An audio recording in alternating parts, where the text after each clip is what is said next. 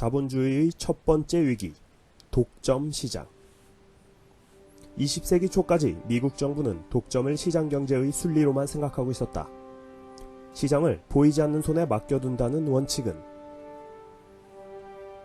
건국 후 100여 년 동안 이어져 온 미국 시장 경제 체제의 질서였다. 때문에 대기업들이 득세하고 독점 자본화되는 과정을 미국 정부는 약육강식의 원리로만 바라보고 있었다. 그렇다 보니 기업들의 궁극적인 목적은 합병을 통해 기업을 불려 시장과 가격을 통제할 수 있고 안정된 이익을 챙길 수 있는 독점 기업화되는 데 있었다. 수단과 방법을 가리지 말고 일단 독점 기업이 되자는. 따라서 19세기 말 미국에서는 각 분야에서 시장 경쟁을 위협하는 거대 독점 기업들이 등장 중이었다. 사람들은 그들을 철강왕, 석유왕, 소고기왕, 통신왕, 철도왕, 금융왕 등으로 불렀다. 국가재산의 약 60%가량이 미국 인구 2%에 집중되고 있었던 것이다. 하지만 경제가 고속성장을 구가하고 있었기 때문에 독점의 폐단은 쉽게 무시될 수 있었다. 2차 산업혁명이 도래한 이후 미국은 세계 최강의 경제대국으로 성장하게 되니까 마치 개발 독재 시절 우리의 발전과도 비슷했다. 성장을 위해서 대기업 특혜와 노동자 희생은 어쩔 수 없는 것임. 하지만 달도 차면 기우는 법이다. 1890년대가 되자 수많은 문제점들이 여기저기서 드러나기 시작했다. 가장 심각했던 것은 노동자들에 대한 착취였다. 당시 미국의 왕들은 죄다 공정 경쟁이 아닌 독점이라는 편법을 통해 재산을 축적했고, 이 과정에서 노동자들의 인권은 철저히 무시되어 임금은 최저생계비를 겨우 도는 수준이었다. 항의하는 노동자들은 수단과 방법을 가리지 않고 탄압하고 억압했다. 당시 미국은 주요 국가 중에서 노동자의 사망률이 가장 높은 나라였다. 철강왕 카네기의 주머니를 채워줬던 펜실베니아의 피츠버그는 유명한 철강 도시였지만 도시에는 하루 종일 뿌연 먼지가 날리고 있었고 수많은 노동자가 산업재해에 시달리고 시민들은 호흡기 질환으로 시름하고 있었다. 석유왕 라카펠라는 임금 인상을 요구하는 노동자들을 향해 총질을 가해 노동자 25명을 죽이기도 했었다. 혹독한 작업시간도 문제였다. 당시 노동자들은 일주일에 6일 동안 매일 평균 12시간에서 16시간씩 일을 해야만 했다. 아동 근로자들도 많아 당시 미국에는 200만 명의 어린이들이 고된 노동에 시달렸고 그 중에는 무려 4살짜리 아이들도 있었다. 뉴욕의 한 의류공장에서는 노동자들이 근무 중에 이탈하는 것을 통제하기 위해 출입구에 자물쇠를 채워서 관리했었는데 그러다가 화재가 발생하여 146명이 그 자리에서 질식사했던 어처구니 없는 사건도 발생했다.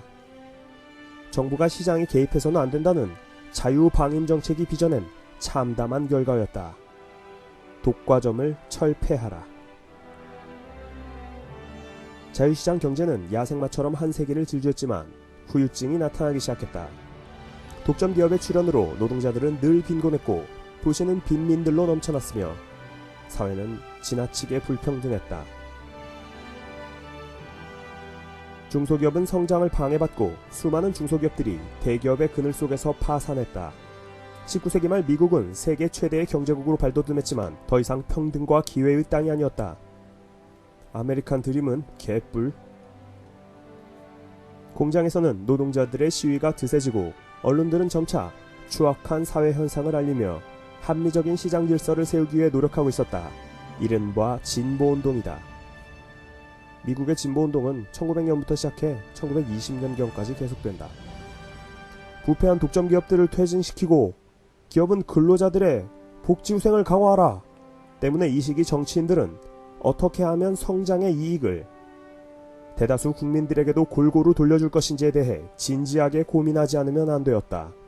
1901년 대통령에 취임한 테오도르 루즈벨트는 보수 당시자 만년 여당인 공화당 소속이었지만 이런 대중들의 요구를 무시할 수가 없었다. 사실 루즈벨트는 처음에는 원하지 않았지만 워낙 국민들의 압력이 컸기 때문에 선택의 여지가 없었던 것이다. 루즈벨트는 이러한 정책을 발표한다. 정부는 개인의 자유를 보호한다는, 그런데 독점 기업들은 평등의 기회를 파괴하고 있음. 앞으로 기업이 시장에서 독점을 하지 못하도록 법으로 강력히 제재하겠음.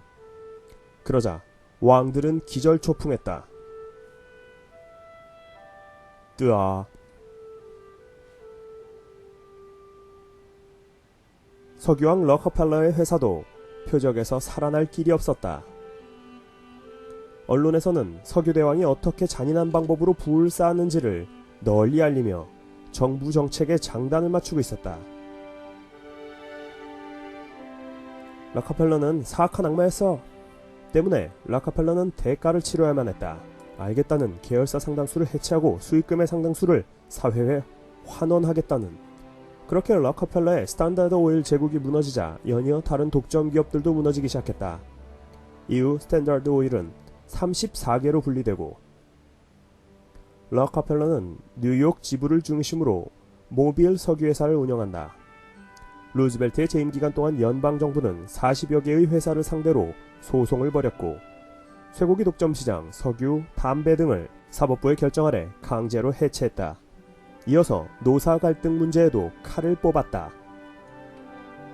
기업들은 근로시간을 준수하고 산재 보상 기준을 강화하라는, 근로시간은 하루 8시간을 넘기지 말라는, 고용보험과 산재보험 확실히 지키라는. 그런 식으로 루즈벨트는 자본주의가 진행되면서 필연적으로 겪을 수밖에 없는 시장 실패라는 위기를 모면할 수 있었던 것이다.